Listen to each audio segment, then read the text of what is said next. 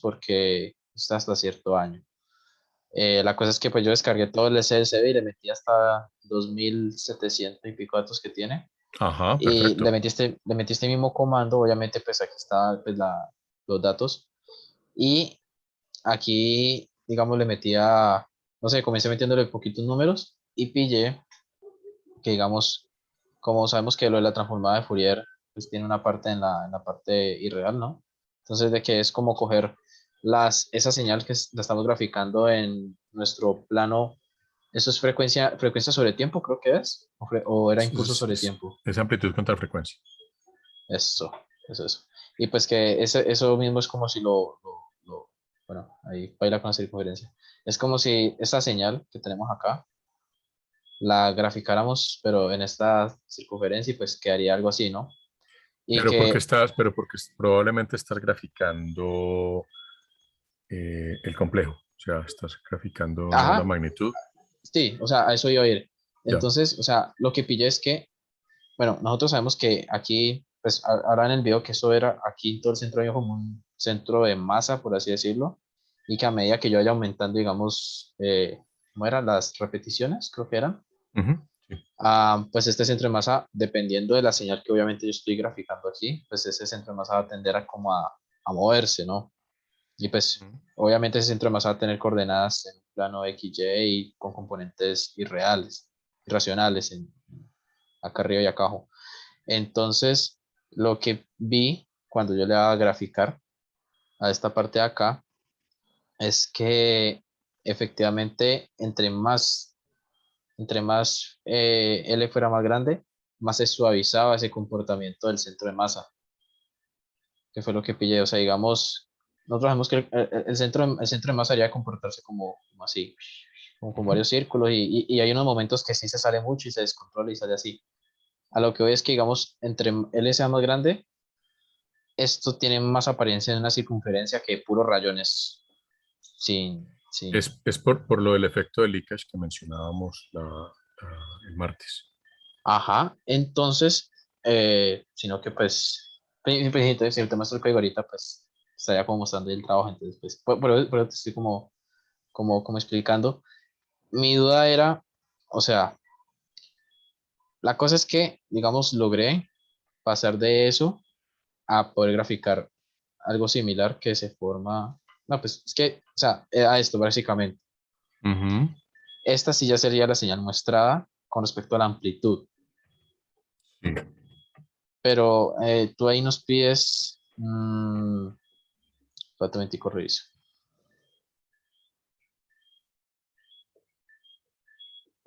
A ver,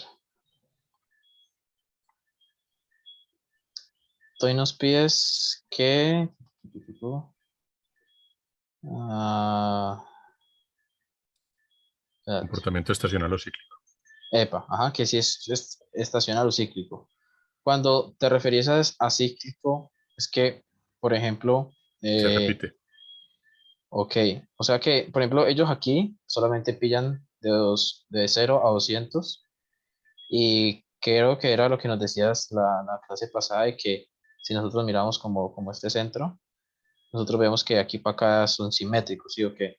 Si Ujú. hay esa simetría es porque es cíclico, me imagino, No, no, ¿no? no, no. Es un tema de cómo se hace la gráfica. O sea, Ok. realmente, o sea, del 100 hacia allá es una gráfica en espejo, ¿sí? O sea, Ujú. el buscar la ciclicidad lo puedes hacer con la primera parte de la gráfica y eh, tiene que ver, es básicamente eh, con los componentes de frecuencia. O sea, es, andate otra vez a la grafiquita de abajo, eso. A esto. Si vos miras el espectro de amplitud, vos vas a ver que hay un pico aquí de frecuencia, o sea, hay un componente que tiene mucha energía en esta frecuencia, ¿ya? Acá y acá te referís. Exactamente. Ok. Lo que me está diciendo esto es que esa señal tiende a repetirse más con esta frecuencia, ¿ya? Entonces, eso me da un componente estacional, o sea, lo que me dice es, lo más probable es que este fenómeno se repita cada tanto tiempo, ¿ya? Ujú. Estos otros piquitos más pequeños lo que me dicen es, sí hay otras repeticiones, pero son más esporádicas. Ok. O sea que a lo que te refieres es que, digamos, el periodo de acá a acá es el periodo que, digamos, ¿cómo te explico? Si, Ah, si, si vos, o sea, la serie de tiempo de las manchas solares tiene una frecuencia de muestreo ujú, que está explicado ahí en la página web de ellos sí. cada cuánto miden el fenómeno, ¿ya? Ajá, que es cada mes. Listo, entonces cada mes tenés una información. Entonces lo que te está diciendo aquí, si vos convertís este eje de aquí a meses, que fue lo que mostré en la presentación el martes, ¿sí? Si sacas ese factor de cuál es la relación de n con la frecuencia de muestreo, entonces aquí en este eje podés poner meses, ¿sí? Que es, Ujú, digamos, en este caso la frecuencia, pues en este caso es, eh, bueno, frecuencias son, ¿no? Ocurrencias por mes, sería en este caso el eje de ujú, frecuencias, ¿sí? sí. Y lo que te va a decir aquí es que este número tiene un cierto número de ocurrencias por mes, ¿ya? Lo que te va a decir es cuántas veces en un mes o en 6 meses, o qué sé yo, se repite el fenómeno de las manchas solares con cierta intensidad. Que si vos mirás la gráfica de arriba, que es la gráfica en el dominio del tiempo,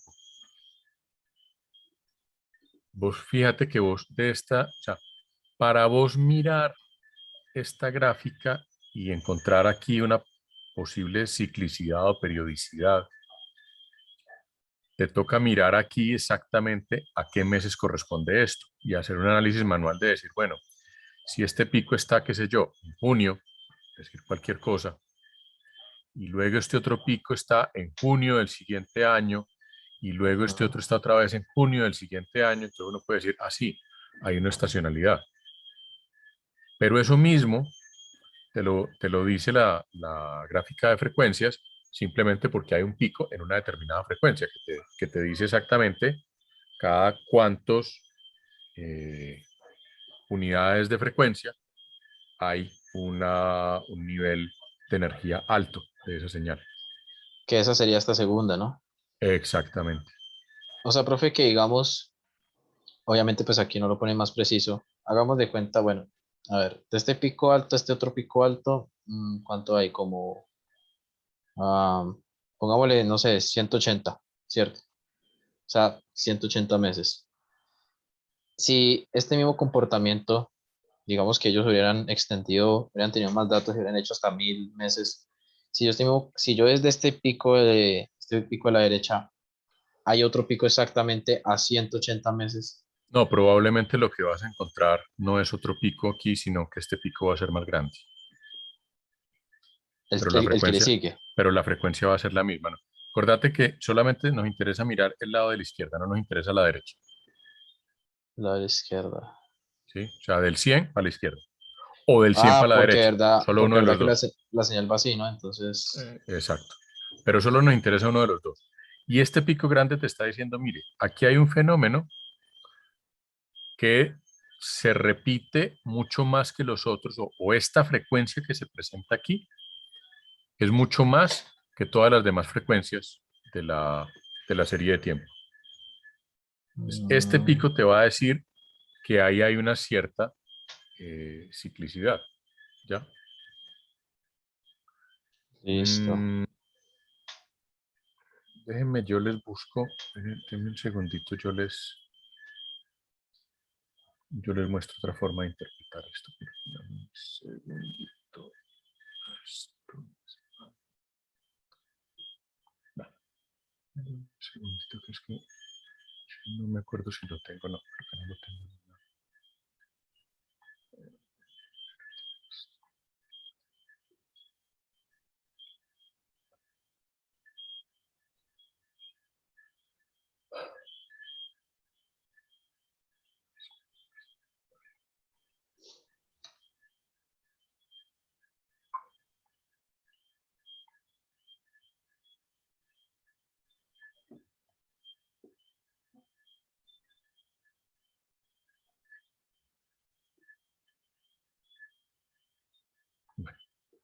Voy a usar este, que no es, va a ser más bonito, pero voy a usar este.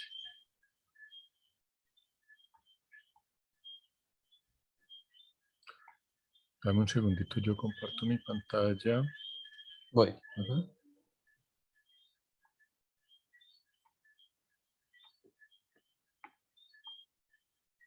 Te voy a poner un ejemplo. Esto es de un trabajo que venimos haciendo hace algún tiempo. Esta gráfica que ves a la izquierda es una gráfica de el espectro de una señal. Y este espectro, ¿qué me está diciendo? Me está diciendo, mire, esta señal tiene una frecuencia principal que está alrededor de 1 Hz y otra que está más o menos alrededor de 2 Hz. Es decir, esta señal tiene una ciclicidad o una frecuencia de 1 o 2 Hz aproximadamente. Porque ¿Sí? básicamente están como sumando dos señales, una a 1 Hz y la otra a 2 Hz, posiblemente, por esos Posiblemente, picos.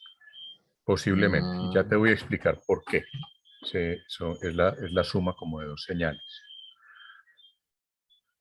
Y en esta de la derecha, vos ves que aquí tenemos la de 1 y la de 2, pero luego tenemos una señal mucho más grande alrededor de entre los 5 y los 6 Hz. ¿Ya?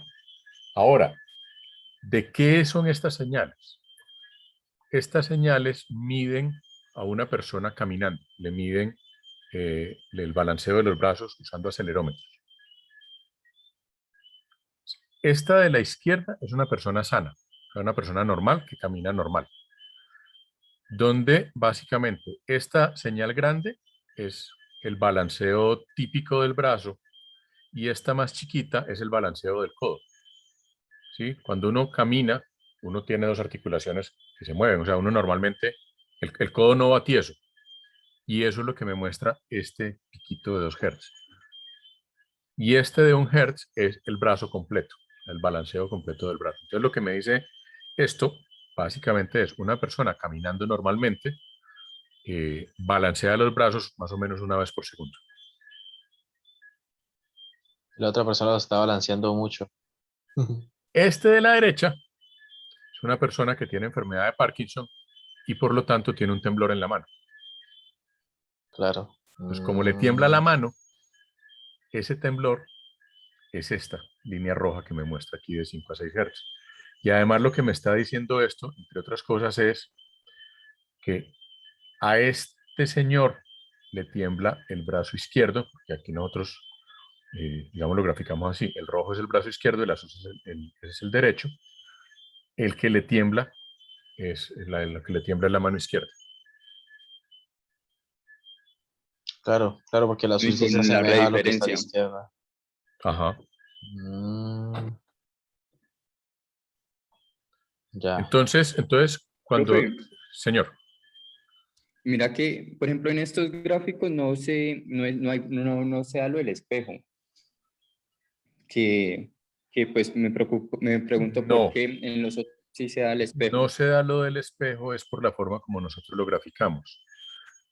Ustedes aquí en el Moodle tienen, ¿qué se me hizo? Ah, ustedes tienen estas funciones de MATLAB, creo que esta es la que mejor funciona para graficar la magnitud de la FFT. Y lo que hace esta función es que coge esa gráfica en espejo y la dobla para que se vea una sola.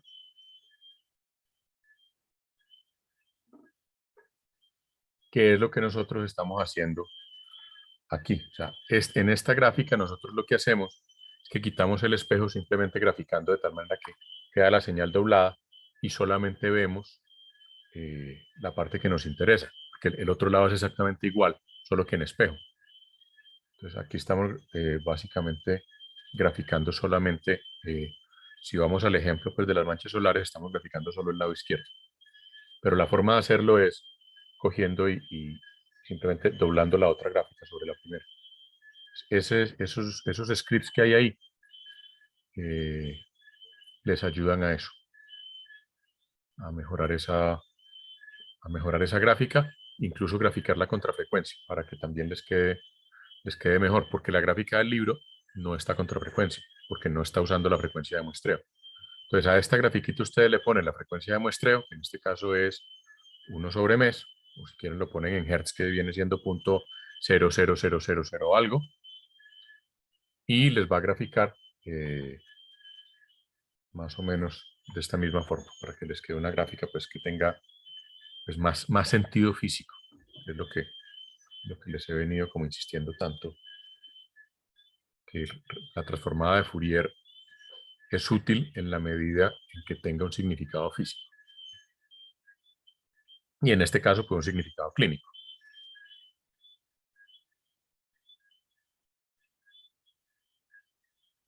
Profe, o sea que, por ejemplo, cuando tú pues, en el proyecto nos preguntas que si tiene un comportamiento estacional, ahora que digamos cada 8 meses yo estoy viendo esa misma gráfica, después los 8 meses después, luego 8 meses después, 8 meses después, como si, sí, como si yo copiara y pegara Lo que, lo cada que te va, intervalo de meses.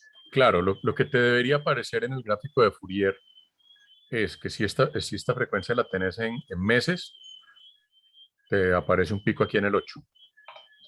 Lo que te dice es, esa información que usted me está mostrando se repite más o menos cada 8 meses. Ok, va a mirar. Profe, ¿en dónde? No, el gráfico desde la perspectiva de frecuencias es atemporal.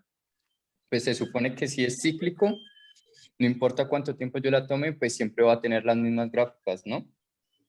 Claro, pero como lo estás graficando contra frecuencia, y en el caso de las manchas solares, la frecuencia de muestreo está en meses, en una muestra por mes, entonces este eje de frecuencias debería ser en 1 sobre mes. Acuérdense que los hertz son 1 sobre segundo. En este caso es 1 sobre mes. Lo pueden traducir a hertz también si quieren, pero lo pueden dejar en 1 sobre mes.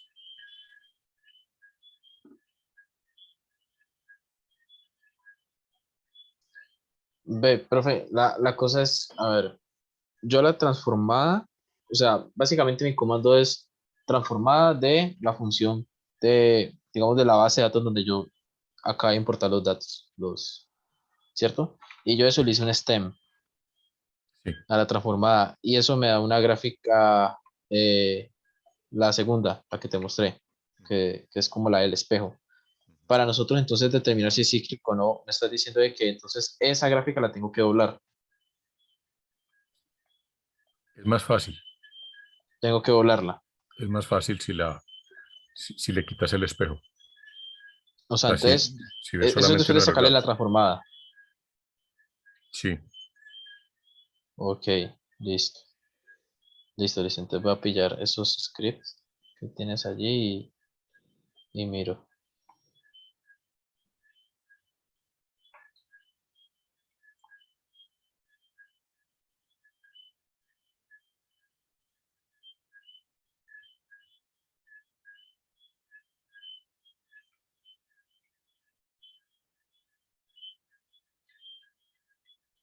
listo.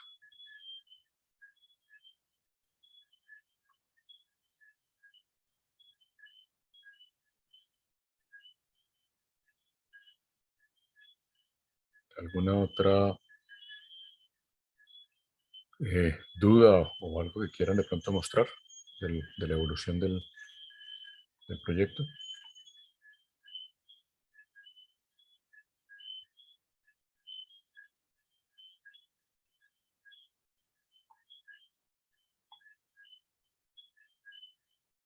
Básicamente el 453 sería hacer lo mismo, pero ya algo como con más de acciones o lo que uno, digamos, un ejemplo. Es exactamente Listo. lo mismo. O sea, lo único que cambia es la serie de tiempo que se está utilizando y las frecuencias de muestreo. Ah, Normalmente. eso, profe. Yo te voy a hacer una pregunta. ¿Cómo se tiene que hacer interactivo lo más posible? Ah, bueno, no sé la verdad, digamos, ahí yo que podría volver como interactivo, el periodo de los meses que yo tomo la muestra o qué. Ah, bueno, ahí sí, esa es la parte que esa es la parte que es por cuenta de su imaginación, Ok, que lo otro está todo resuelto en el libro. listo, listo. Listo, profe, gracias. Ok, Profe, ¿podrías volver a repetir lo último? Es que se me entrecortó y casi no entendí lo que te preguntó Kevin. Kevin me preguntaba que, pues, que para la parte interactiva, qué cosas se podían poner interactivas, pues con algún tipo de menú interactivo. Y les decía pues que básicamente esa es como la parte que les queda a ustedes a su imaginación y a su iniciativa, porque todo el resto pues está prácticamente resuelto en el libro. Ah, listo, profe, gracias.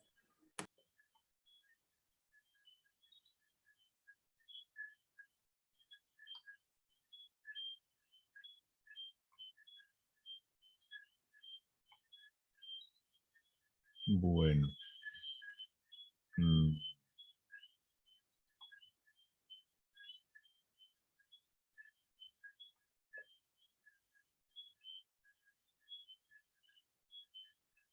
¿Alguien tiene algo de pronto para mostrar? ¿Han avanzado algo?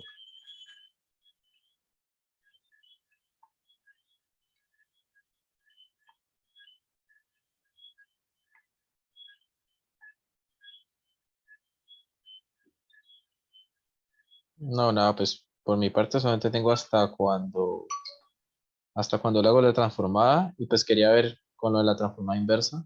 Y cuando le haga transformada inversa, básicamente llego a los datos que tenía inicialmente, sin haber hecho la transformada y pues me pareció chévere. Ok. Y no, pues eso, o sea, digamos, eso fue lo que yo estaba como primero es como experimentando y tenía era ya la duda como en cómo sabíamos si era cíclico, si era secuencia. Listo, listo, vale. Profe, por mi parte, pues no es que haya podido avanzar mucho en esta semana, en el taller, pero pues este fin de semana le hago y pues si algo te mando un correo si tengo alguna duda. Vale, perfecto.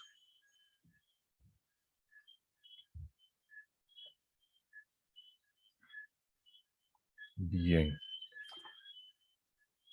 Vale, la siguiente pregunta entonces es, ¿qué tema sigue?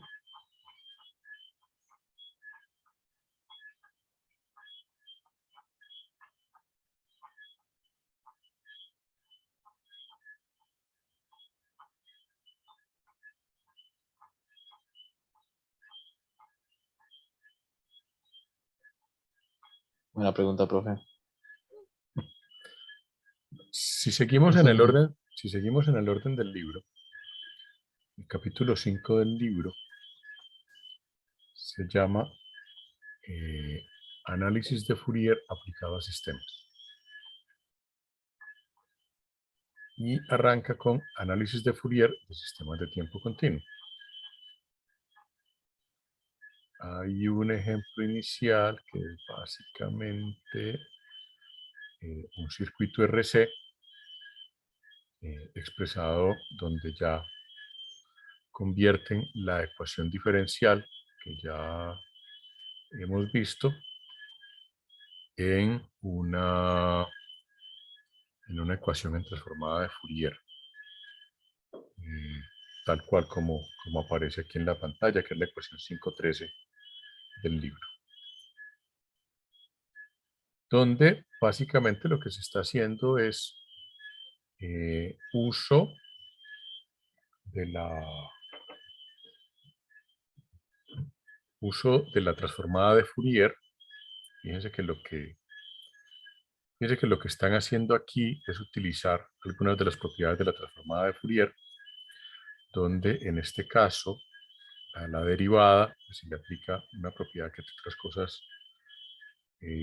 no la revisamos con detalle, que es la propiedad de la derivada de la transformada, que básicamente me convierte esta derivada en esta expresión j omega y de omega.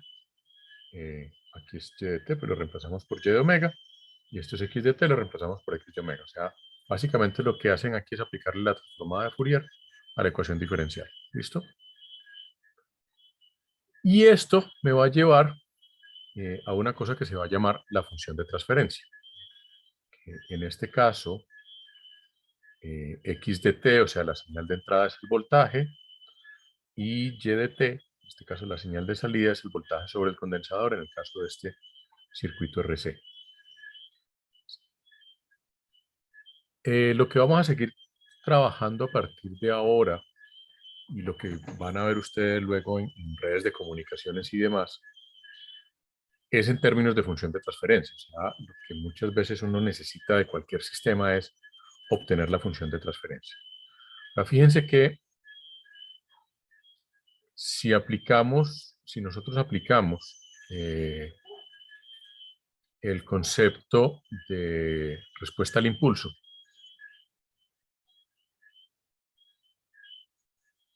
yo lo que tengo es un sistema con una entrada x de t, con una respuesta al impulso y una salida y de t, donde, si lo miramos en el dominio del tiempo, la salida va a ser igual a la entrada convolucionada por la función de transferencia. ¿Sí? Si lo llevo al mundo de la transformada de Fourier, esa convolución se me convierte en una multiplicación. Entonces lo que yo voy a tener es x de t multiplicado, perdón, x de omega multiplicado por la respuesta al impulso, h de omega va a ser igual a y de omega. De ahí que yo puedo despejar h de omega diciendo que h de omega es igual a y de omega sobre x de omega. ¿Sí? Si ustedes se fijan de esta ecuación que hay aquí arriba de la 513, es posible hacer ese despeje. O sea, si yo saco factor común y de omega, tengo j omega más 1 sobre rc. ¿Sí? Y si yo lo que voy a sacar es el factor y de omega sobre x de omega, que va a ser la función de transferencia, pues es cuestión de operar algebraicamente, y me va a quedar algo así como RC sobre J omega más RC. ¿Sí?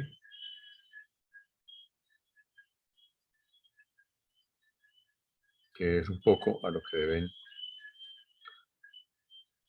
perdón, 1 sobre RC sobre J omega más 1 sobre RC. Me estaba comiendo estaba moviendo mal los componentes. Entonces, esto es lo que llama la función de transferencia. ¿Ya? Que es equivalente a la respuesta al impulso. Entonces, fíjense que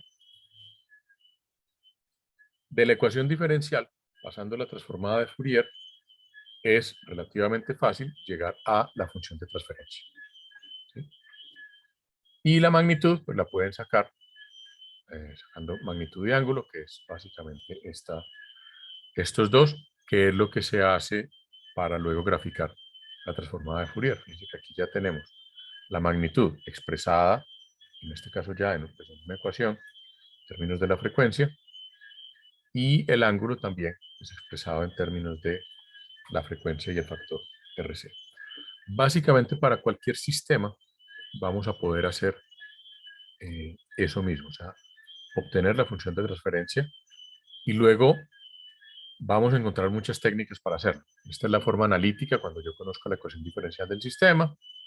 A partir de aquí, pues fíjense que ustedes pueden hacer un pequeño script en MATLAB para graficar magnitud y ángulo, o para obtener magnitud y ángulo y luego graficarlo si quieren, con unos valores específicos de R, de C, de omega, etc. Y aquí, como omega va desde 0 hasta 5000, pues lo que yo voy a poder graficar, si le hago un plot a esto, pues es toda la respuesta en frecuencia de ese circuito, lo que es lo mismo, pues la función de transferencia. Pues cuando les hablen de función de transferencia o respuesta en frecuencia, estamos hablando fundamentalmente de lo mismo. Esta es la respuesta en frecuencia, la magnitud, y esta es la fase o el ángulo. Habíamos visto hace tal vez 2 clases, si no me falla la memoria, una gráfica que les dije, esto se llama un diagrama de Bode, porque está expresado en forma logarítmica. Si ustedes cambian estos ejes y los expresan en términos logarítmicos, van a obtener el diagrama de Bode, van a ver que esta curva les va a cambiar un poco más, se va a ver un poco más fuerte la caída, porque al poner este eje en términos logarítmicos, pues el eje va a ser un poco más comprimido. Y al usar el logaritmo aquí, pues esto va a quedar expresado en decibeles. Básicamente, normalmente esta amplitud se expresa en términos de 20 multiplicado por el logaritmo en base 10 de la amplitud, que este punto 707 es lo que llamamos nosotros la caída de 3 dB. En este caso, como esto está en términos de 20 logaritmo,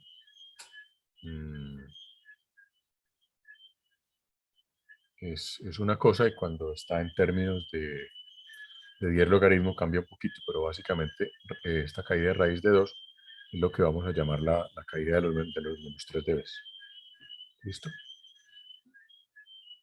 Y aquí la otra cosa que podemos ver es que la fase también varía. Eso es una característica importante de los sistemas. La respuesta en fase de los sistemas a veces es importante, a veces no. Es muy común en la mayoría de las cosas donde uno ve la transformada de Fourier, casi siempre lo que me muestra, por ejemplo, lo que me muestra un equipo como un analizador de espectro, usualmente es la amplitud, es el espectro de amplitud, y solamente en algunos casos donde yo necesito información de fase, obtengo el espectro de fase. Por ejemplo, en sistemas de audio, la fase no es importante, porque nuestro oído es absolutamente insensible a la fase del sonido, pero en sistemas de video la fase sí es supremamente importante. Entonces, cuando uno diseña cierto tipo de sistemas, como los filtros, según el tipo de aplicación, la respuesta en fase también es importante. Hay aplicaciones donde la respuesta en fase no es importante, entonces pues basta con tener la respuesta en amplitud, o el espectro de amplitud, que también se llama. O como también se llama, teniendo entonces esta función de transferencia de ese circuito RC, por ejemplo, entonces ya ustedes pueden hacer este ejercicio mirando qué pasa con señales senoidales y viendo simplemente pues, qué pasa con la señal de salida cuando, digamos, la entrada a ese sistema es una señal senoidal.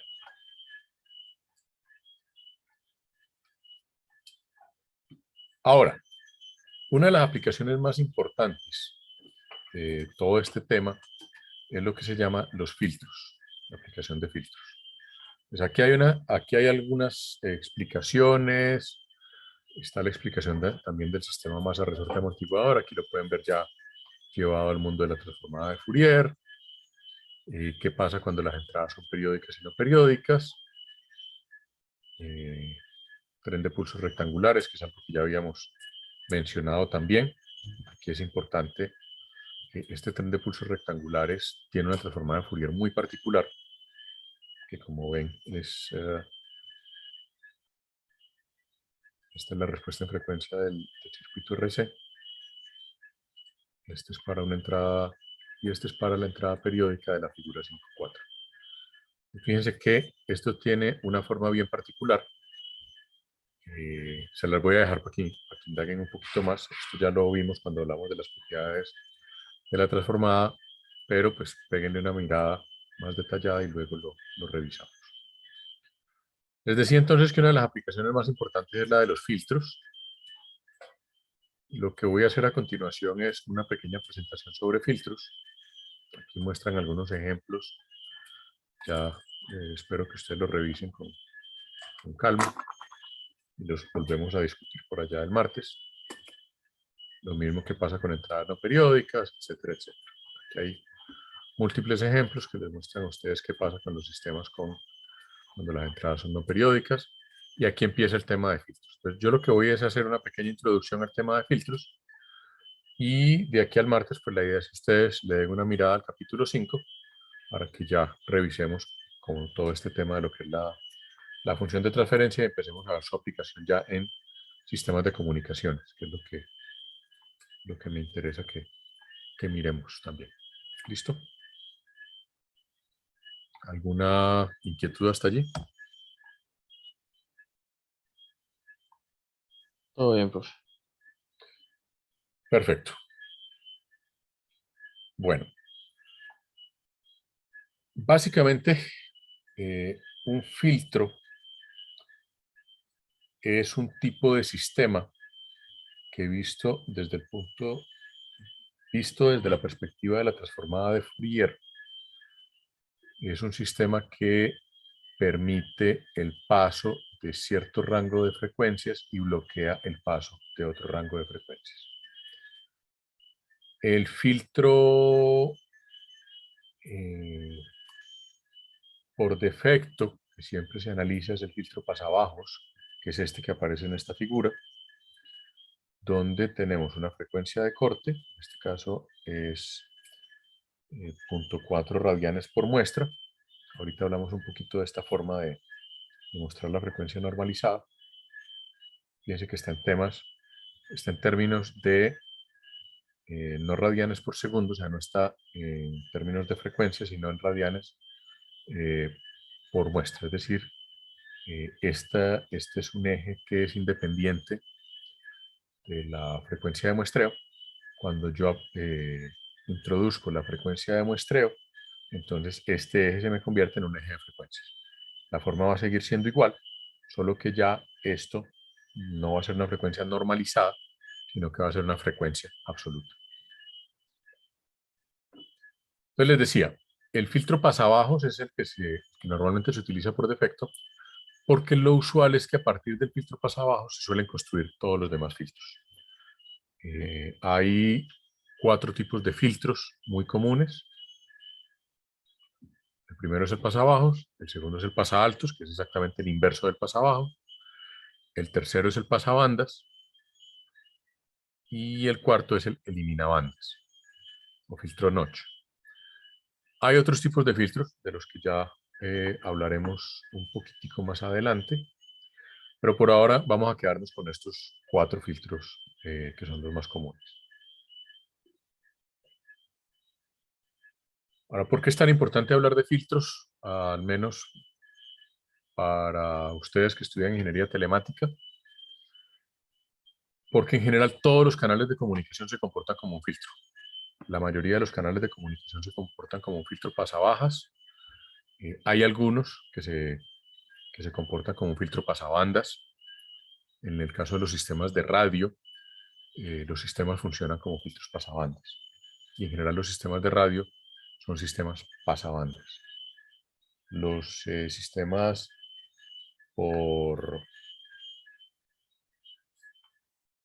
los sistemas que utilizan línea de transmisión o ondas guiadas, sistemas de ondas guiadas, normalmente se comportan como filtros pasabajos, salvo algunas excepciones. Entonces, el filtro ideal es este que está aquí en líneas rojas, punteadas. Fíjense que es prácticamente una función pulso. Es perfectamente cuadrado, de tal manera que justo en esta frecuencia ya no debe pasar absolutamente nada más. O sea, un filtro ideal corta absolutamente todas las señales que están por encima de la frecuencia de corte. Y el corte es absolutamente vertical. Ahora, el filtro ideal, como su nombre lo indica, es eso, ideal. Es como el amor ideal, o sea, no existe. Nosotros tenemos que trabajar con filtros reales. que tienen un comportamiento un poquito diferente. Entonces, ya en un filtro real tenemos que tener en cuenta los siguientes elementos. El primer elemento es la banda de paso, que es el rango de frecuencias por donde puede pasar la señal. De la banda de paso vamos a lo que se denomina la frecuencia de corte, que está justo menos 3 dB por debajo del punto de operación del filtro. Normalmente los filtros suelen ser elementos que que en su banda de paso no atenúan ni amplifican la señal, o sea que su ganancia suele ser 1, aunque se pueden diseñar filtros con ganancia diferente de 1, pero digamos que el filtro estándar es un filtro con ganancia 1, por lo tanto, desde este punto de ganancia 1, si bajamos menos 3 dB, es lo que se denomina la frecuencia de corte del filtro. Y luego viene lo que hay después de la frecuencia de corte, que es lo que se denomina la banda de bloqueo, que es todo el rango de frecuencias en los cuales el filtro pues, hace su trabajo, filtra, no deja pasar nada. Ahora, como este filtro no es ideal, o sea, no tiene una caída vertical, sino que tiene una caída con una cierta pendiente, entonces esa pendiente entre que el filtro pasa de su frecuencia de corte a su punto de máximo bloqueo se va a denominar la banda de transición. Y vamos a tener un ancho de esa banda de transición. El ancho de esa banda de transición o la pendiente de esta transición del filtro es lo que nos va a determinar lo que se conoce como la selectividad del filtro. O sea, mientras mayor sea esta pendiente, pues mejor va a ser el filtro, va a ser más selectivo.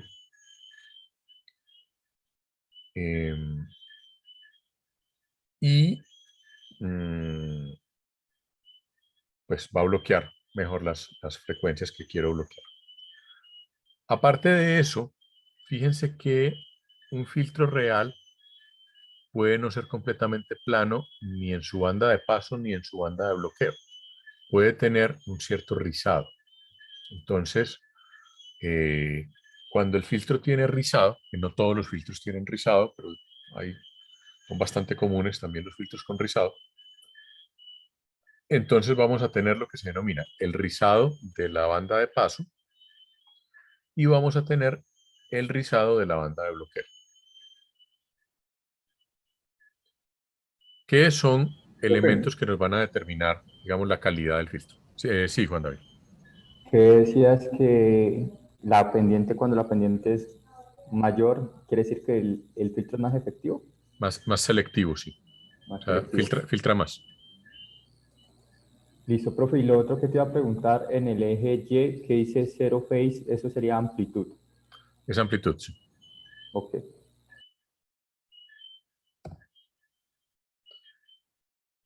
Esta es la representación de los 4 tipos de filtros que les acabo de mencionar.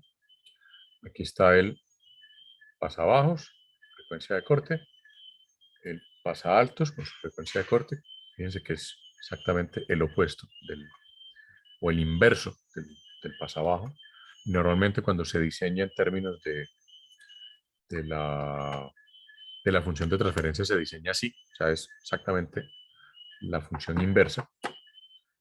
El filtro pasabanda tiene 2 frecuencias de corte, porque el filtro pasabanda pues me deja pasar un cierto rango de frecuencia, entonces tiene 2 frecuencias de corte, la frecuencia baja y la frecuencia alta. Y normalmente este filtro pasabanda se suele construir a partir de una combinación de pasabajo, pasa altos. Y finalmente está el filtro elimina banda, también es muy conocido como filtro notch, porque básicamente es como una muesca.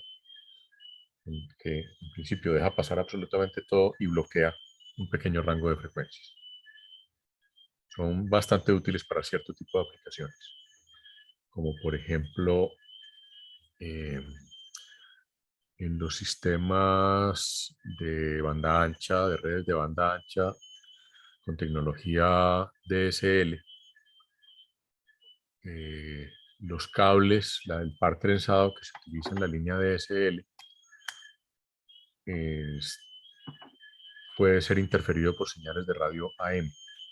Entonces, en algunos sistemas DSL, cuando hay interferencia de AM de por medio, se utiliza un filtro elimina banda en el rango de frecuencias de AM, o sea, de 560 kHz a 1080 kHz, para evitar que la señal de AM pues, afecte la transmisión de datos del sistema DSL. Ahora, los filtros reales pueden ser analógicos o digitales. MATLAB tiene una herramienta que ahorita la vamos a ver en un minuto, al menos una mirada muy por encima. Luego la trabajamos con más detalle, que me permite diseñar filtros digitales. Pero también tenemos filtros analógicos, que son pues, los primeros que se empezaron a trabajar o a diseñar. Los filtros analógicos normalmente utilizan un amplificador operacional. Por cierto, ahí en el Moodle tienen también un enlace a un documento que creo que es de Texas Instruments, si no me falla la memoria, que es precisamente sobre amplificadores operacionales. Y hablan de cómo diseñar los distintos tipos de filtros. Por si algún día se les ocurre. Un filtro típico es cualquiera de estos dos que aparece aquí. La diferencia entre uno y otro es muy sutil. Es decir,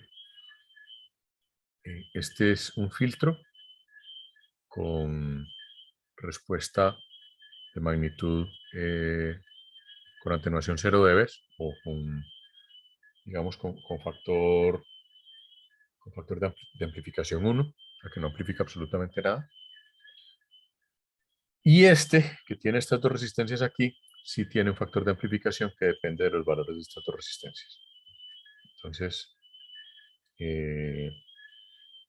esa es la diferencia fundamental. Por lo demás, son idénticos estos dos filtros que hay aquí. Y la respuesta de un filtro como este que está en la gráfica es esta. Fíjense que aquí esto no está logarítmico. Ojo con eso. Es por eso vemos una... No, mentiras, perdón. Sí está logarítmico. No he dicho nada.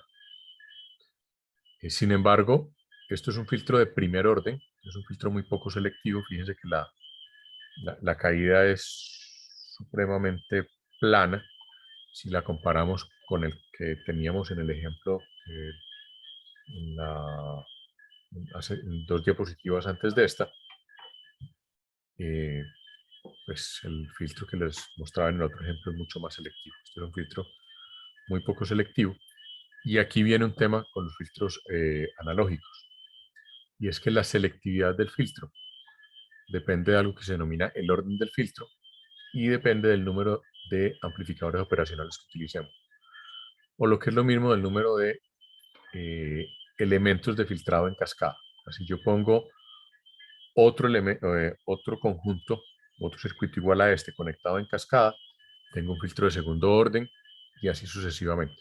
Y eso va mejorando la selectividad del filtro. Pero, por supuesto, lo va haciendo también más costoso. En este caso, la respuesta en fase es más o menos lineal. Fíjense que al principio pues es prácticamente, no hay alteración de fase, pero luego, a partir de una cierta frecuencia, sí hay una caída de fase que es más o menos lineal. Este es un tipo de filtro particular que se conoce como un filtro de Butterworth, que es un filtro muy popular. Y una de las características interesantes de este filtro es que no tiene rizado. Ahora, con respecto a este circuito que tenemos acá, dependiendo de los valores de R y de C, podemos tener distintos tipos de filtros. Fíjense que aquí hay unos factores K1 y K2, ¿sí?, que me van a determinar los valores de las resistencias que debo utilizar, de la R y de la R sub F. Y entonces esta tabla que hay aquí, perdón, lo que me muestra es cuáles son los valores de K1 y K2 que debo utilizar según el tipo de filtro. El Butterworth es el que teníamos en la diapositiva anterior. Según el número de polos o según el orden del filtro, pues vamos a tener el número de etapas, lo que les decía hace un momento, filtros de primer orden, segundo orden y así sucesivamente. Y según eso, pues va a haber un cierto número de polos. Luego hablamos de los polos. Por ahora... Profe, ¿qué son polos? Pues, los polos corresponden al denominador de la función de transferencia. A eso se le denominan polos. O sea, vengan un segundo, yo me devuelvo al libro. Ya hablamos de eso.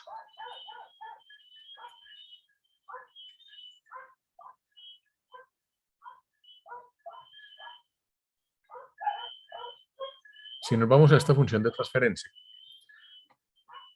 aquí abajo pues tenemos básicamente un polinomio, ¿sí?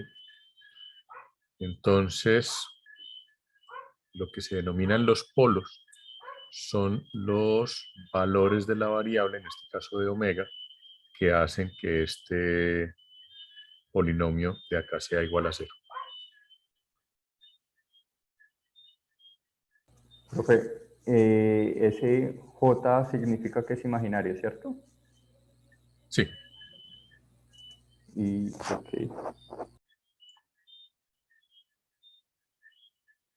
Pero digamos que para efectos de encontrar los ceros del polinomio, yo puedo quitar la j de ahí, simplemente despejar omega. Eso es lo que denominan polos. Eso lo vamos a ver con más detalle cuando hablemos de transformada de Laplace. Pero es básicamente eso. Solo que digamos que en Laplace se utiliza mucho más que en Fourier. Profe, esos, el Bessel, el Rutherford, el Chebyshev. Chebyshev, son filtros pasa baja. Sí, son tipos de filtros en general. Ya otra cosa es que yo los convierta a pasabajos, pasaltos, o sea, yo puedo tener un filtro Butterworth, pasa abajo, pasa alto, pasa banda o elimina banda. Lo mismo con el Bessel, lo mismo con el Chebyshev. Ok, Luego, básicamente, luego hablamos de cómo pasar de un lado a otro. Eso no lo tengo para hoy. ok, pero te quería preguntar básicamente la diferencia entre cada uno sería como la gráfica que se genera, si es rizada, multiplicada, si es logarítmica o... Sí, sí. Por ejemplo, el Bessel tiene mucho rizado en la banda de paso, pero tiene una respuesta en fase lineal. No, lineal no, constante. O sea, el Bessel no altera la fase.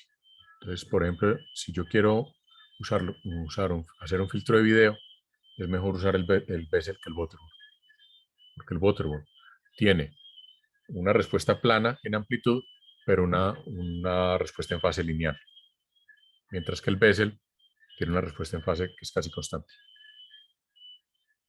Cada filtro, ¿Cómo se digamos, ve la respuesta en fase gráficamente? gráficamente veríamos no esta caída aquí, sino que veríamos que la línea va prácticamente plana por toda la gráfica, en el caso del Bessel. Pero vamos a ver en el Bessel que esta respuesta, que esta parte de aquí en amplitud tiene mucho rizado en esta parte. A cada tipo de filtro, que hay muchos, estos son simplemente 3 de los más comunes, pero cada tipo de filtro tiene sus ventajas y sus desventajas. Y al final, qué filtro utilizar va a depender muchísimo de para qué lo voy a utilizar. Ok. Este es un filtro, por ejemplo, de orden 6. Es básicamente, perdón, sí, un filtro de 6 polos. Es básicamente 3 etapas de los filtros que veíamos hace un ratico. Fíjense que es el mismo circuito básico, solo que repetido 3 veces. Voy a pasar aquí al tema del MATLAB. Permítanme un segundo, yo abro mi MATLAB. Es que está tan pesado con mi pobre computador que...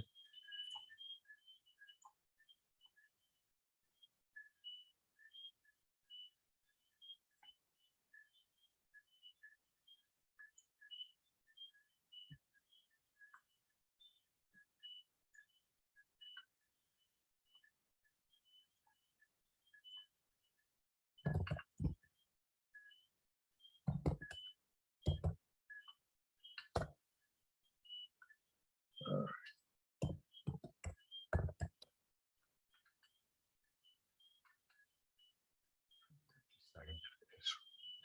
Siempre me olvida cómo se llama. Me acuerdo es por el nombre antiguo. Bueno, esta herramienta de MATLAB se llama Filter Designer. Es una funcionalidad que tiene MATLAB para diseñar filtros digitales. De entrada, como son filtros digitales, pues notarán ustedes que una de las cosas que me muestra es si el filtro es FIR o es IR. Recuerden que hablábamos del tipo de respuesta, o sea, respuesta finita, respuesta infinita.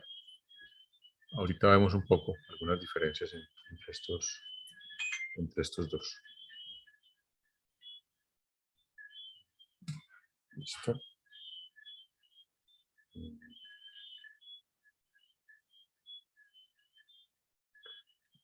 Entonces, esta herramienta básicamente me permite a mí cuadrar la frecuencia de muestreo, definir cuál es la frecuencia de paso, o sea, en este caso esta es la frecuencia de corte, cuál es la frecuencia de parada. Entonces, los parámetros que me permite esta herramienta es básicamente definir la selectividad. O sea, de entrada me está diciendo, bueno, dónde tengo la frecuencia de corte y dónde tengo el punto donde inicia la banda de parada. ¿Sí? Mientras más cerca esté esto a la frecuencia de paso, pues más selectivo va a ser el filtro. Ya les muestro qué pasa cuando cambiamos ese parámetro. Me pregunta cuánto es la ganancia de paso. Por defecto suele ser 1. Y me dice cuánto es la atenuación de la banda de parada. Esto es bien importante porque en un filtro real, en un filtro ideal la atenuación es infinita, en un filtro real no es infinita, hay una cierta atenuación, en este caso 80 dB es una atenuación bastante buena. Yo ahorita les muestro un par de casos de filtros reales, si alcanzamos, si no, pues la próxima. Aquí entonces me dice el tipo de respuesta, si es pasa abajo, si es... fíjense que aquí ya nos aparecen otros tipos de filtros. Ya me aparece un filtro que se llama coseno alzado, de ese vamos a hablar después. Si me voy a un filtro tipo pasa altos, o pasa banda, o elimina banda. ¿Ya? Entonces aquí tenemos también varios tipos de filtro pasa banda. En el caso, perdón, de filtro pasa altos, en el caso del filtro pasa bandas, pues no hay sino una opción, es pasa bandas, punto. Elimina banda también, no tengo sino una opción, o sea. Y aquí ya, esto es otra familia de filtros de las que no vamos a hablar todavía. El método de diseño tiene que ver, como les decía, con si es FIR o IR. Los filtros Butterworth solamente son IR. Y aquí voy a hacer una pequeña observación que luego lo volveremos también a retomar cuando veamos los métodos de diseño de los filtros digitales. Pero digamos, los tipos de filtros que yo tengo en digital y en analógico no necesariamente son los mismos. En filtros digitales tengo más variedad de filtros que en analógico. Y por la metodología que se utiliza para convertir un filtro analógico en un filtro digital, todos los filtros analógicos que son convertidos a digital son del tipo IIR. Por eso aquí me aparece el Butterworth, me aparecen los Chebyshev, me aparece el elíptico, no sé qué se me hizo el...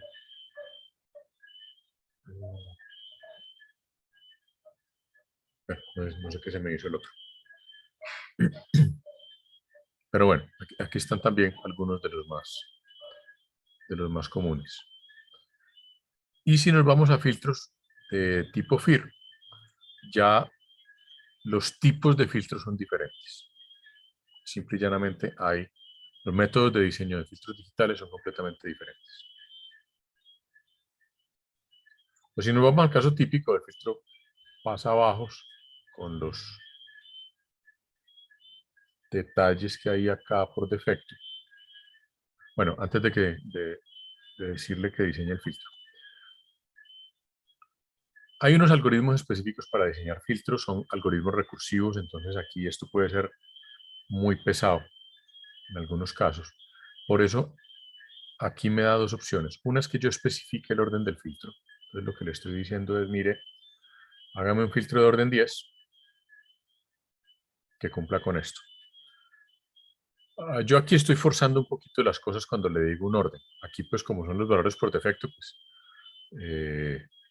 yo en lo que estoy confiando es que los señores de MATLAB no vayan a poner alguna vaina absurda aquí, que se podría hacer. O sea, yo puedo decirle, hágame un filtro con estas características y hágamelo de orden 2, y probablemente cuando le diga diseñe filtro me va a decir, no, olvídate, no me puede.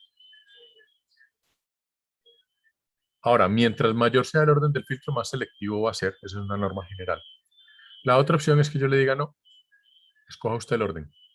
Usted agarre sus parámetros y usted defina cuál es el orden del filtro que necesita para cumplir con esos parámetros. Este suele ser como la selección deseable, pero es también la más pesada y a veces, digamos que si es un filtro con unas características muy particulares, el MATLAB puede no llegar a ningún resultado a la hora de diseñar el filtro. Profe, el Señor. orden es como la cantidad de polos. El orden tiene que ver con la cantidad de polos, exactamente. Ok. Y en los filtros digitales tiene que ver con el número de elementos de retardo que yo tengo que implementar en el filtro.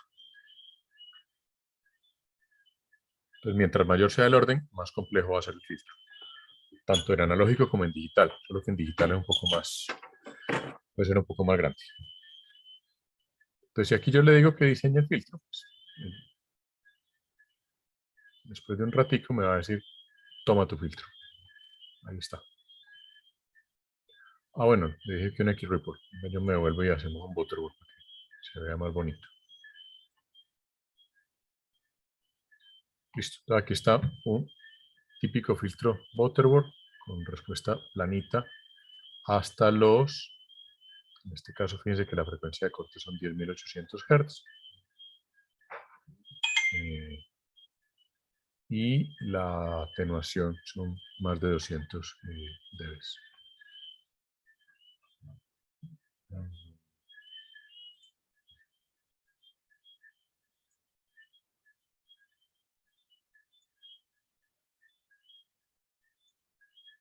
Por lo que veo,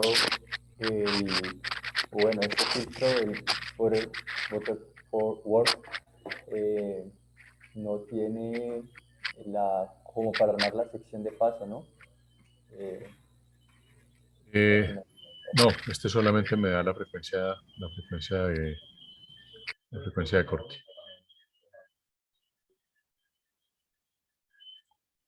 Es básicamente por lo que les decía hace un rato, cuando son filtros que vienen, digamos, del mundo analógico, ya vienen con las restricciones de los filtros originales. Si nos vamos a este, por ejemplo, un filtro FIR normalito, ahí sí me aparecen otra vez todos los parámetros. Por ejemplo, hagámoslo aquí, el X-Ripple nuevamente.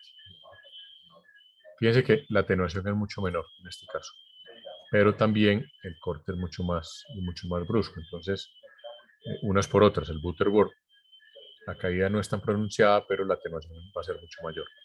Ahora, si yo aumento el orden, le pongo por ejemplo un orden 20, le digo listo, vuelve a diseñar el filtro. Fíjense que ya va mejorando un poquito el tema de la atenuación. Si le digo,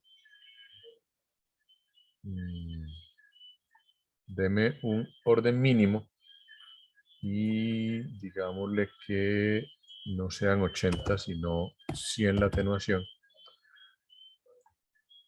Entonces, ahí está, y fíjense que el orden es 62. O sea, pasamos de un orden 20, el que teníamos originalmente, a un orden 62, simplemente modificando la banda de parada.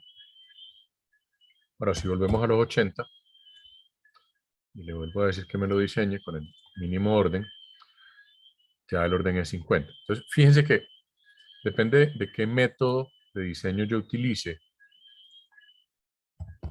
él me puede decir si se puede hacer o no se puede hacer. Estoy diciendo, dame un filtro de orden 20, dame una atenuación en la banda de parada de 80.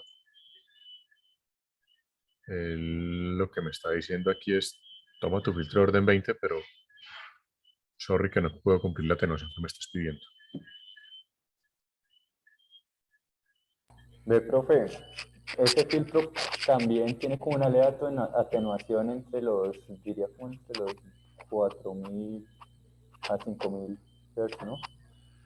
Por el rizado. Fíjense que este es un filtro que por el mismo nombre dice que es un filtro con rizado. Este es un filtro que tiene rizado y esto significa que tiene una cierta atenuación. O sea que la atenuación no es, la respuesta no es pareja en la banda de paso, sino que va a tener un rizado. Vamos a hacer esta modificación aquí. Vamos a decirle que la banda de parada sea en 10.000, o sea que sea mucho más selectivo y que me cuadre el orden mínimo. Miren el orden del filtro. O sea, solamente cambié 2 kHz, bueno, solamente. Y subió de un orden 50, que era el que teníamos originalmente, a un orden 300. ¿Por qué? Porque yo le dije, necesito que esto se caiga bien bruscamente y que aquí sea de menos 80. Profe, yo tengo una pregunta, o sea, en lo que se logra atenuar que es después de 10.000, Sí, ¿cierto? sí, Después de 10.000 en teoría eso es lo que él va a dejar pasar, ¿sí o qué? sí. Ah, bueno, ahorita que habías hecho lo anterior, tenías como, voy a rayar ahí, tenías algo como así, ¿sí o qué? Y bueno, la cosa es que, ¿qué pasa si, digamos, mm, yo logro dar con justo una frecuencia que está aquí? Aquí. O sea, como pues pueden haber infinitas frecuencias, pero yo qué hago, o sea, ¿qué pasa si yo voy justo con la frecuencia que está aquí en toda la parte baja Que se de atenúa mucho esta, más. Se se atenúa atuna mucho mucho más. más? O sea, Sí. digamos, si yo fuera, digamos, ¿cómo te explico? Como a transmitir algo a cierta frecuencia, si justo soy de malas y la transmito a esta frecuencia, pues Sí, pues, o sea, que un toque de me va a olorcito, perjudicar me que haberla, imagino que era por esto digamos, de la idea transmitido a Pues esta frecuencia de aquí. de malas no. O sea, si vos tenés un filtro que tiene una banda de paso aquí, vos tenés que transmitir es aquí. No tiene ningún sentido transmitir en la banda de parada. Ah, claro. Sí, sí, sí, sí, sí. Ok, ok, ok. Pero, no, no, es que yo pensé que nosotros estábamos transmitiendo era abajo, o sea, que era filtro. No, no, no. No, todo lo contrario. O sea, aquí es donde se transmite, ¿sí? Y esta Ajá. banda de parada es para bloquear todo lo que hay de aquí, de aquí No, no, hacia no, afuera. sí, sí. Mala mía, profe, está entendiendo malísimo. Ya, ya te entendí. Mm, es más, si me permiten un segundo, les muestro un par de casos reales de máscaras de filtros.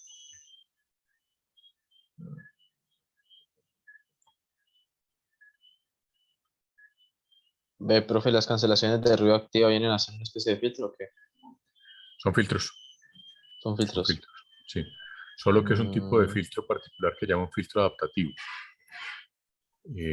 Que lo que hace ese filtro adaptativo es esto mismo que estoy haciendo yo, de decirle diseñe filtro, solo que lo hace de manera automática y de manera adaptativa. O sea, va cambiando los parámetros del filtro según las características de la señal dependiendo de la tiene frecuencia que que está llegando. exactamente, según la frecuencia que tiene que cancelar. mm,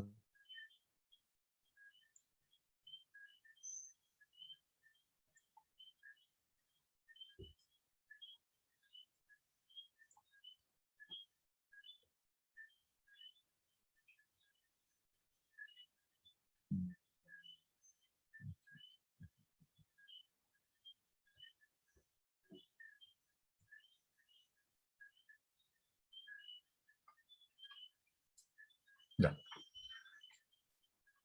Listo, listo, listo, listo.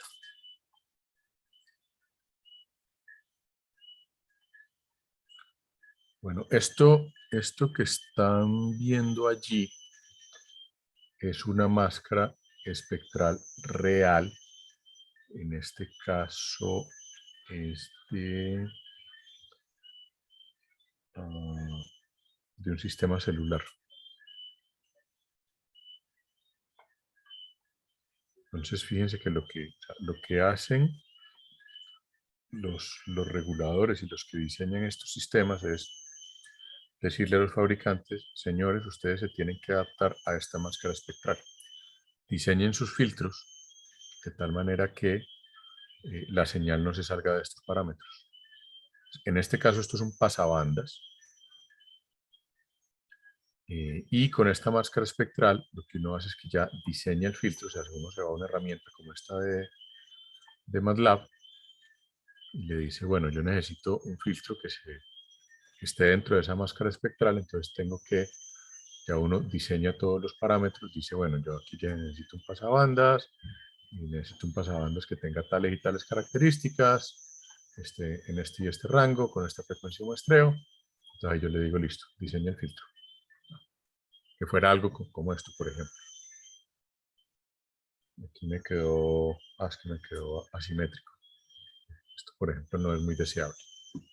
Lo ideal es que a ambos lados tenga los mismos 80.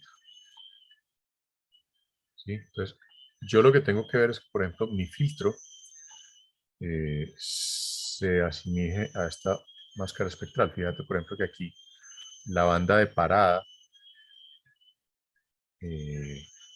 debe ser del orden de 110 decibeles. Eh, Perdón, esta no es de IMT, esta es de televisión digital. Creo que esta es la máscara, la no tan selectiva. Hay una más selectiva todavía.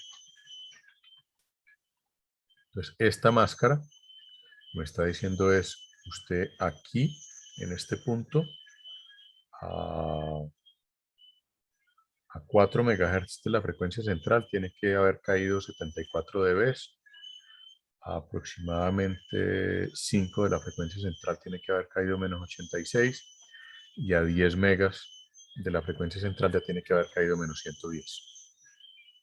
Y eso lo que me garantiza es que yo puedo tener dos señales relativamente cercanas sin que se causen interferencia una a la otra.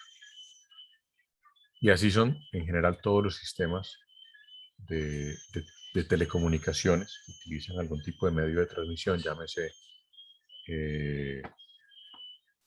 línea guiada o radio, que deben cumplir con esto. De tal manera que uno cuando va a diseñar el sistema, pues parte de lo que hay que diseñar son los filtros. Y dependiendo, digamos, de ciertas condiciones, los filtros van a ser más selectivos o no. Por ejemplo, el caso que hablábamos tal vez la semana pasada, en los aeropuertos. Si hay una emisora de radio en una frecuencia relativamente cercana cercana a la banda de navegación aérea, esas emisoras usualmente tienen restricciones en potencia y se les suelen exigir filtros mucho más selectivos que una emisora que esté, por ejemplo, por allá en 88 algo. Y si esa emisora está a menos de cierta distancia de la cabecera de la pista, entonces la exigencia es todavía mayor para poder garantizar pues, que la probabilidad de interferencia con los sistemas de navegación aérea sea lo más baja posible. Que era un poco lo que les mostraba pues, en una presentación hace tal vez una o 2 semanas. Entonces, esto es la herramienta de diseño de filtros digitales de MATLAB. Luego seguiremos hablando de filtros digitales y vamos a ver las diferentes técnicas. Vamos a ver unos ejemplos en MATLAB que complementan a esta herramienta. Es decir, hay unas instrucciones en MATLAB para diseño de filtros que son complementarias con esta. Y luego lo que vamos a hacer es mirar algunas aplicaciones de esto. Ahora, aquí estamos viendo básicamente magnitud. Yo también le puedo decir que me muestre la fase. Fíjense que este filtro de Kirk-Ripple tiene una respuesta en fase bien particular. En este caso, en la banda de paso es una respuesta lineal. Puedo ver las dos superpuestas, o sea, puedo ver amplitud, fase. Entonces aquí a la derecha me está mostrando la fase, a la izquierda la magnitud, y el eje de frecuencia pues es común en las dos gráficas. Profe, Puedo mirar, señor. la fase, pues yo la entiendo como prácticamente desde donde se puede decir que empieza la señal, pero por ejemplo ahí significa lo mismo, es por ejemplo si la, ya te muestro, ¿no? Lo que te está diciendo esto es que hay un cambio, es que este filtro le altera la fase a la señal, dependiendo de la frecuencia. Ok, O sea, las señales que están por este lado tienen una fase de más o menos 7 radianes. Y en la medida que va aumentando la frecuencia, la fase va cambiando hasta 15 radianes, hasta menos 15 radianes. Entonces, esto básicamente lo que dice es las señales van sufriendo un cambio de fase en la medida que aumenta su frecuencia. Acuérdense que aquí estamos hablando, la sería transformada de algo Fourier como, es un mundo continuo, ¿no? sí, Aquí la fase se nos convierte también en una función, ya no en un valor. ok, entonces básicamente lo que dice, o bueno, dice esa gráfica, es que tenemos una señal que, por ejemplo, entra dentro del filtro, o bueno, que se envía y es de esta forma. Uh-huh. Y cuando pasa por el filtro, se podría decir que, pues, le cambia la fase, entonces se corre un poquito para atrás. Entonces quedaría como Exactamente. así. Exactamente. Listo. Y por eso existe este parámetro que se llama el retardo de fase, que me dice básicamente si este filtro tiene un retardo de fase expresado en radianes por hertz. Y aparece otro parámetro que se llama el retardo de grupo. Esos dos parámetros son muy de sistemas de telecomunicaciones, sobre todo sistemas multicanal. Si quieren indagar un poquito más sobre eso, bienvenido. No sé si si alcanzamos pues como a entrar más en detalle de esos dos criterios, o esos dos parámetros. Y aquí tengo también la respuesta al impulso, ¿no? Aquí tengo la respuesta al impulso en el dominio del tiempo de ese filtro. Tengo la respuesta al escalón. Tengo el diagrama de polos y ceros. Dice que en este caso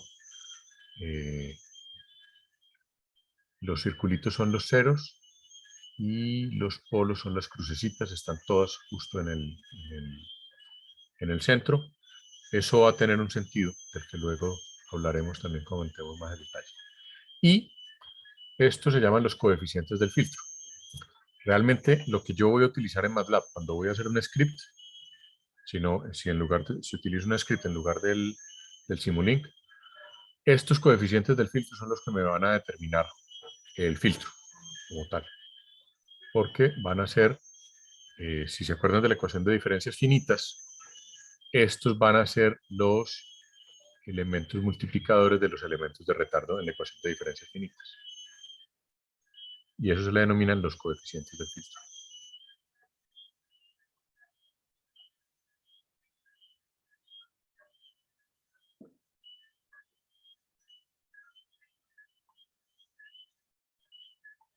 Entonces, bueno, esto es simplemente una muy breve introducción a esta herramienta, el Filter Designer.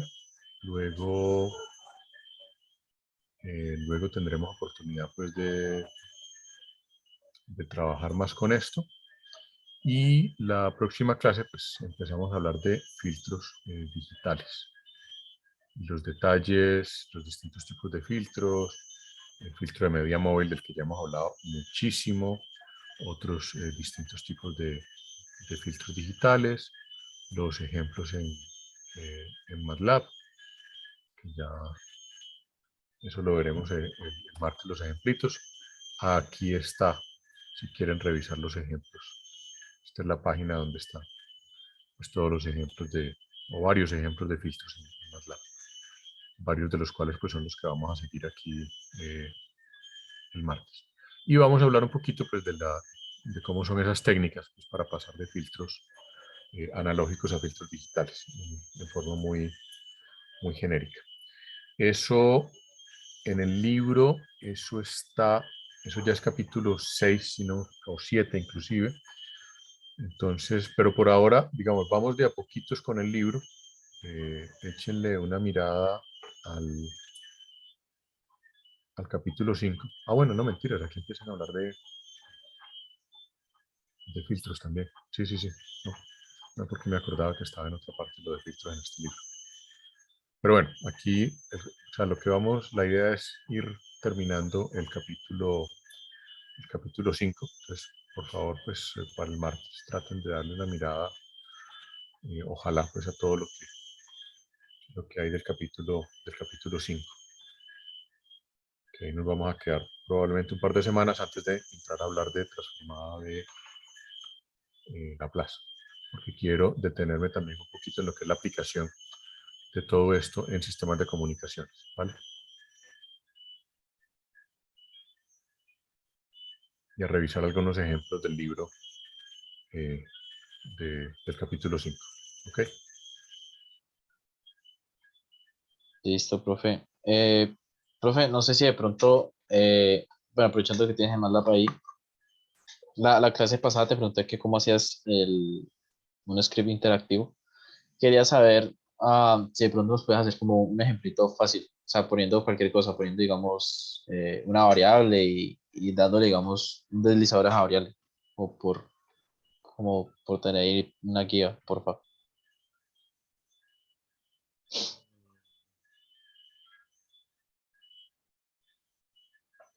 A ver, espérense, yo busco algún ejemplo que tenga por ahí a la mano. Listo, profe, gracias.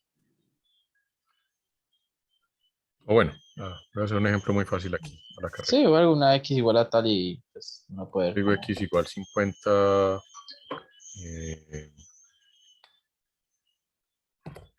ángulo igual 10, y igual a seno de ángulo por x. Luego le digo plot y, por ejemplo. Y si yo tengo esto y le digo guárdamelo como un interactivo, en cualquier parte. Entonces dice listo, ya. Ahí ya está como MLX, entonces yo aquí le puedo decir, venga, reempláceme esto por numeric slider. Listo, aquí ya no, yo cambio 50 por el valor que yo quiera. ¿Sí? Y él aquí debería estar graficando la senoidal. si le digo al ángulo, por ejemplo, que también me lo ponga como un slider, entonces, llame el ángulo. Profe, ¿cómo fue que hiciste para colocar el slider en el... Simplemente me paré en la variable y le dije que me pusiera el slider. Ok. O sea, profe, Sí. que si digamos ese Entonces, pedacito de aquí código que está, me paro en la variable, aquí le digo control y póngame alguno de estos. En este caso, slider. Y aquí, como ya le había borrado el 50, yo le digo, listo, ¿cuáles son los valores donde va este slider? Entonces, digamos que va desde 0 hasta 1000, por ejemplo, en pasos de 10. Listo, ahí ya quedó el slider. Ahí voy moviendo la gráfica, se me quedó, pero malita, pero bueno. Ok, ve, profe, una pregunta, o sea que todo lo que está en ese bloque, por lo que veo, como que él te lo ejecuta o no lo ejecuta, me va a quedar muriendo de slider. Sí, él lo va ejecutando en la medida que voy moviendo el slider. Si te fijas, la gráfica va cambiando. Ah, lo que pasa es que no sé por qué. ¿No será que pronto ya es una palabra reservada, una letra reservada? No, ¿No? yo creo que es porque no le estoy Profe, poniendo los valores como Dios manda. de pronto porque él nomás estará pintando un punto, no pintará la serie. Sí, sí. Claro, es que no le estoy dando un rango. Si yo le digo, bueno, esa es otra cosa que puedo hacer, por ejemplo. Si yo quito esto, libera. Si yo le digo, por ejemplo, x va de 0, 0.1 hasta 100, yo le puedo poner el slider aquí, por ejemplo. ¿Ya? Ahí sí me va graficando la senoidal. Fíjense que yo puedo poner el slider en cualquier parte. O sea, yo puedo ponerlo en el 0 o en el punto 1 o en el extremo. O sea, yo puedo poner el slider en cualquiera de los números y hacer que esto varíe como yo quiera. Además de eso, yo le puedo decir, agrégueme un section break. Aquí en este punto lo que le estoy diciendo es listo. A partir de aquí yo voy a hacer otra cosa distinta. Aquí yo le voy a decir entonces, por ejemplo, que y va a ser igual a 20 por coseno de ángulo por z. ¿Listo? Como no he definido z, aquí le tengo que decir entonces que z es igual a 0, 2.0.2 hasta 1000. Y entonces yo aquí le puedo decir, venga, aquí entonces en lugar de un slider, póngame un drop down. Y le defino pues qué valores de drop down tengo que poner. Entonces aquí yo le estoy diciendo, ejecúteme esta sección, pero yo le puedo decir entonces, listo, ahora ejecúteme esta sección. ¿Ya? Pero es que no le pongo el plot. No voy a ver absolutamente nada. ¿Listo? Ahora sí yo le digo, listo, ejecútame esta sección, entonces me muestra la otra gráfica. Entonces yo puedo jugar con eso. Entonces le puedo decir, no, ejecúteme solamente la primera sección, o ejecúteme la segunda sección, o ejecútemelo todo. Ese es un poco el De tema nuevo, del interactivo. la sección le dices en section break, ¿cierto? En section break, exactamente. Incluso yo puedo introducir un section break aquí. Primero hace estos cálculos y luego los grafica.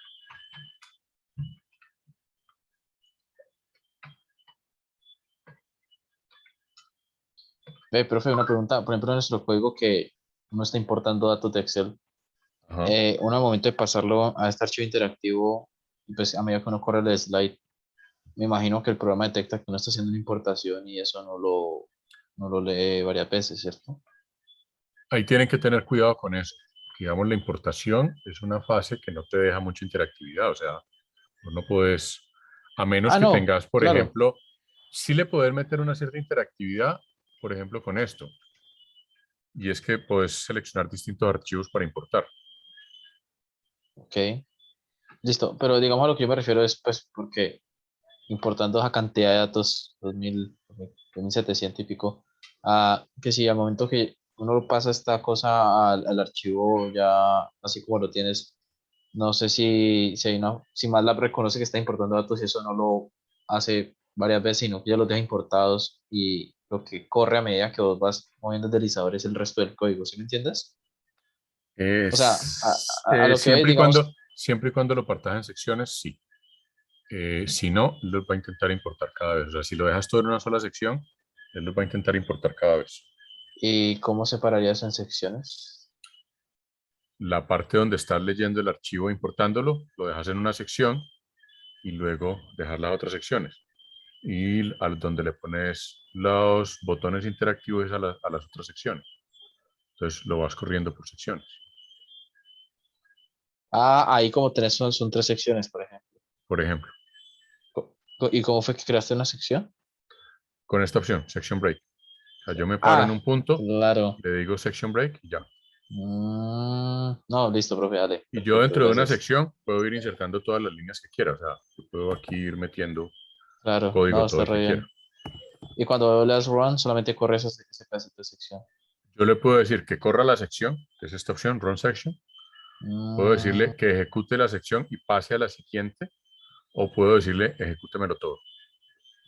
perfecto. Claro, corre hasta el final. Ve, Kevin, Listo. una pregunta. Profe, Kevin, ¿cómo así que 200 datos de qué? De las manchas orales. 2700 de lo de las manchas solares. 2700. No solamente son como los 3 meses de lo que hacemos de las criptomonedas o lo que saquemos de datos. Ah, lo que pasa es que Ah, Kevin le dio por importarlos todos, pero pues eso ya va en ¿Todos? gustos. Pero si uno se los saca a los 3 meses, no pasa nada, ¿cierto? No, no pasa nada. O sea, simplemente Kevin lo hizo así porque le Porque es pareció Kevin. mejor así. Ya está. O sea, Bueno, profe, gracias. Que tiene un buen computador para procesar todo eso. por ejemplo. Literal.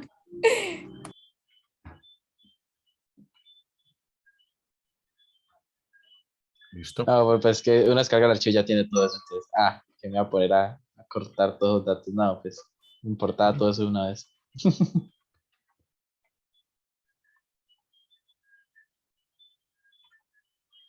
Bueno, ¿alguna otra cuestioncilla? No, por el momento no. Listo, listo. Sería Vale. todo, profe. Gracias. Nos vemos entonces el martes. Listo, profe. Esté Bueno, que Vale, estés bien. muy bien. Vale, chao, Gracias. chao. chao, profe, nos vemos mañana. Mañana puedo estar hasta las 6 que empiezo clase. Ah, sí, sí. Yo espero que no nos demoremos tanto. Vamos a ver. Ok, listo, profe. De una. Vale. Cuídate. Bueno, chao, chao.